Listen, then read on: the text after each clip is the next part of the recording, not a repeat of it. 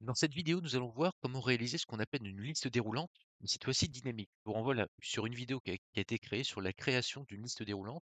Ce tableau est issu ici d'un fichier Excel dans le TOSA Isograde notamment particulièrement. Alors c'est parti, ce qu'on veut c'est une liste déroulante dynamique. La liste déroulante dynamique, c'est une liste déroulante qui permettra de lister l'ensemble des éléments d'une liste, mais surtout, si demain nous rajoutons des éléments dans cette liste, que cette liste déroulante se mette à jour. L'idée, c'est ça, pas la refaire et refaire. Alors, si on ne faisait pas une liste déroulante dynamique, voici ce à quoi nous serions confrontés. Ici, nous avons un menu déroulant qui a été créé avec des éléments, notamment des candidats, qui vont de Lambert, Lilia, jusqu'à Bernard Aline. Si demain nous voulions en fait agrandir cette liste, notamment ici, admettons, je vais rajouter mon prénom et mon nom, Benjamin, Pierre, tel que c'est écrit. Normalement, Benjamin Pierre n'y est pas. Donc je vais devoir mettre à jour. Ça, c'est ce que je ferai manuellement sans faire la méthode que je vais vous montrer. Je vais revenir dans mon menu déroulant, je reviens ici, je vais lui dire, eh bien en fait ce n'est plus la plage initiale qui s'arrêtait là, mais à présent c'est celle-ci. Alléluia, ça se met à jour. J'ai Benjamin Pierre. Et ainsi de suite. C'est-à-dire qu'à chaque fois que je rajouterai un candidat, je serai obligé de refaire cette opération, qui est fastidieuse, qui prend du temps, et l'objectif sur Excel, et plus particulièrement en entreprise, c'est de gagner du temps.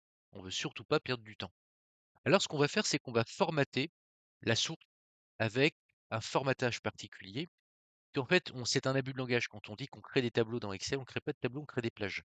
Et on va convertir cette plage en tableau. Pour ça, je vous renvoie vers une vidéo qui est la mise sous forme de tableau. Et on va utiliser en fait la mise sous forme de tableau pour ça. Donc ma liste de candidats, je vais lui dire cette liste de candidats en prenant le titre. Admettons, je vais m'arrêter là déjà. Et je vais lui dire ça, c'est un tableau. Je vais aller dans le menu accueil, qui est juste là.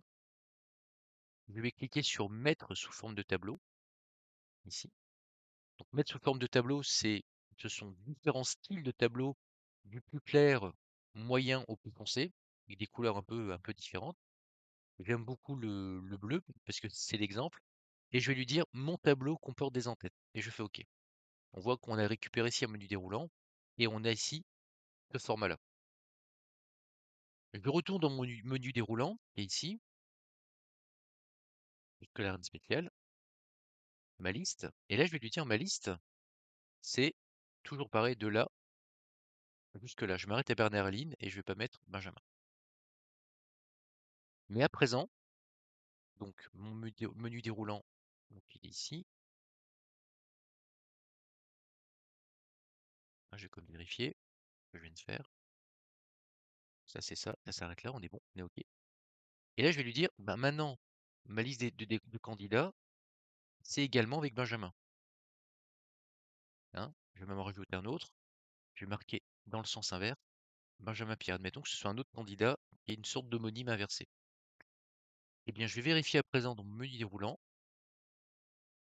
Et à présent, j'ai bien ma mise à jour. Pourquoi?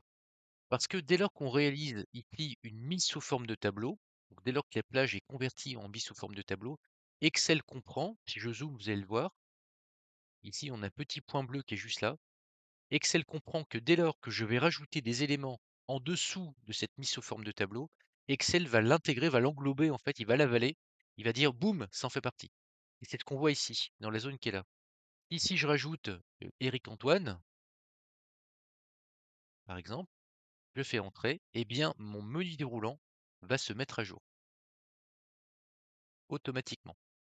Le voilà. Donc je viens d'économiser du temps. Voilà, donc dans un premier temps, si je récapitule, je vais donc avoir ma liste de candidats. Je sélectionne ma liste de candidats avec son titre, qui était donc ici, candidat et le titre.